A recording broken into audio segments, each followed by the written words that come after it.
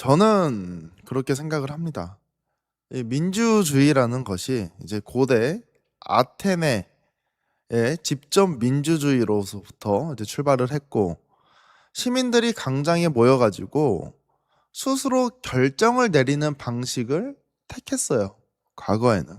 그런데 사회 규모가 점점 커지고 사안이 복잡해지면서 모두가 이제 한 자리에 모일 수가 없게 됐죠. 그리고 그렇게 모이는 일도 불가능해졌고, 그거 자리를 대신한 것이 바로 대의민주주의입니다. 여기서 중요한 것은 대의제가 가장 민주주의의 완성형이라서 채택된 것이 아니라 불완전한 가정 속에서 현실적인 것을 고려해서 선택된 제도다라고 생각을 합니다. 거리와 시간, 정보의 한계를 우회하기 위한 선택이었죠. 그런데 그 한계들이 기술로 점점 무너지고 있습니다. 온라인 투표도 가능하고 실시간 의견 수렴, 상시적인 여론 측정, 모일 수 없으니 대신 뽑는다는 대의제의 전제 자체가 점점 흔들리고 있는 상황이다 라고 생각을 합니다.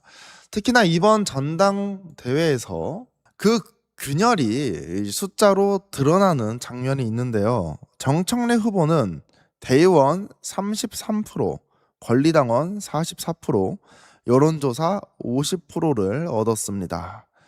김민석 후보는 순서대로 66%, 55%, 49%였습니다. 이게 한 방향으로 계단이 놓여져 있는 것과 동일합니다. 대의원에서 멀어지면 멀어질수록 일반 당원에 가까워지고 또 일반 시민에 가까워지고 있습니다. 이건 단순한 격차가 아니라 층위별 괴리라고 생각을 하는데요. 대의원은 당원을 대신하라고 있는 자리이고, 정당은 시민의 뜻을 정치로 옮기는 조직이라고 저는 생각을 합니다. 그런데 대신하는 사람과 대신함을 받는 사람의 판단이 계속 어긋난다라고 하면 그것은 특정 후보의 패배, 승패의 문제가 아니라 대표성 자체의 문제라고 생각을 합니다. 물론 당비를 내고 참여한 사람과 일반 여론조사의 사람의 무게가 같냐라는 문제제기가 있을 수 있습니다. 나름대로 타당하다라고 생각을 합니다. 하지만 책임을 지고 행사한 표와 전화 한 통에 대한 의견이 다르다라고 하나, 그 반론은 당원과 국민 사이의 간극을 설명해도 대의원과 권리당원 사이의 간극은 설명하기 쉽지 않습니다. 같은 당원인데 왜 다른가? 이 질문이 핵심이라고 생각을 합니다. 저는 지금 대의민주주의에서 집전민주주의가 넘어가는 과도기대라고 봅니다. 대의민주주의는 폐기하자라는 것이 아니라 대의와 민의 사이에 이 거리의 간극을 어떻게 좁힐 것인가, 그리고 그 논의는 이제 민주당 내에서 시작해야 된다라는 뜻입니다. 반영 비율의 조정, 대의원 선출 방식의 재검토, 상식적인 의견을 낼 수 있는 창구, 방법은 여러 가지 있는데 민주당 구조 자체의 개혁이 필요한 시기다라고 생각을 합니다. 아마 이번 전당대회를 통해서 우리 시청자분들도 수많은 것을 피부로 느끼셨을 것이라고 생각을 합니다. 불공정한 선거였다. 조직과 개인의 싸움이었다. 그리고 특히 현장에서 겪으신 분들의 그 불공정함 상당히 많이 느꼈을 거라고 생각을 하는데요. 지금 우리 선생님들께서도 이렇게 말씀하십니다. 아유, 타봉송들은 속 터져서 못 듣겠습니다. 당원을 대표하려면 정계 진출을 하지 말아야죠. 계속 화합하라는 소리만 하는데 답답해 미치겠습니다. 라고 말씀하십니다. 그 내용에 대해서는 이분 뉴스의 생각을 좀 이후에 말씀드려보도록 하겠습니다. 그래도 이번 전당대회에서 상당히 의미 있었다라고 느끼는 것 중에 하나가 바로 뭐냐? 김용 후보와 관련된 이슈였습니다. 여기 보시면 지금 어떻습니까? 최고위원 선거에서 김용 후보가 6위를 했습니다. 사실상 매블쇼에서 나와서 임미애 후보는 나는 끝까지 가겠다, 사퇴 절대 하지 않는다. 김영호 후보 또한 비슷한 맥락으로 방송을 진행을 했었습니다.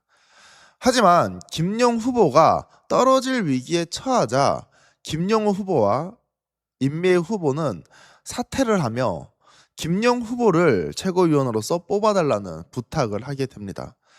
하지만 대의원에서는 김용 후보가 압도적인 표를 가져가지만 국민 여론조사에서는 철저하게 시민들에게 배제되었습니다. 그래서 결과는 어떻게 나타났느냐? 1위 최민희 후보, 그리고 2위 박선원, 3위 서미화, 그리고 5위, 6위는 한민수 후보와 이성윤 후보가 가져가게 됩니다. 특히나 이성윤 후보 같은 경우에는 국민 여론조사에서 우리 정청래 후보를 지지하셨던 분들께서 정말 감사하게도 집단 지성을 발휘해서 올바른 선택을 하게 되었고 국민 여론조사에서도 1등을 하는 쾌거를 이뤘습니다. 보시면 아시겠지만 그래서 상당히 간당간당하게 한민수 후보와 김용 후보의 차이가 보이는데요. 약 0.6% 차이로 최민희 최고, 그리고 이성윤 최고, 한민수 최고, 세 분 다 들어오게 되었습니다. 저는 단순히 김용 후보가 떨어져서 아유 속 시원합니다 여러분들, 정의가 승리했습니다, 이런 말을 드리고 싶은 게 아닙니다. 김용 후보 제가 모르는 노력들을 아마 많이 하셨을 것 같아요. 정치인으로서 많은 노력을 했을 거라고 추측합니다. 근데 문제는 바로 제가 방금 말한 거예요. 그 누구도 김용 후보에 대해서 어떤 정치적인 행보를 걸어왔는가 기억하지 못한다라는 것이 큰 의미를 갖는다라고 생각을 합니다. 저도 모르고요, 우리 시청자분들도 도대체 김용이 뭐 하는 사람인지 잘 모릅니다. 유일하게 김용 후보에게 남는 기억은 무엇인가? 이재명의 친구다, 이재명의 측근이다, 이재명 대통령의 후광을 받아서 정치를 하려고 하는 정치인이다, 이 정도만 남는 것 같습니다. 즉 이번 최고위원 선거는 후광 정치의 타파라고도 볼 수가 있는 것 같습니다. 또한 지금 김용 후보가 나 친명이요, 나 이재명을 지킬 사람이요, 단순히 이재명 대통령 친명을 천명하는 것으로 좋은 결과를 얻을 수 없다라는 반증이 되었습니다. 그래서 다음 총선에는 국회의원분들이 생각이 많아질 것이다 라고 생각을 합니다. 과거에는 친명이요 하면 경선도 붙고 선거도 붙고 다 그렇게 생각을 했단 말이에요. 물론 그때도 이분 뉴스는 단순히 친명만으로는 정참이 안 되신다 라고 부르질렀습니다. 근데 지금 상황은 완전히 달라졌죠.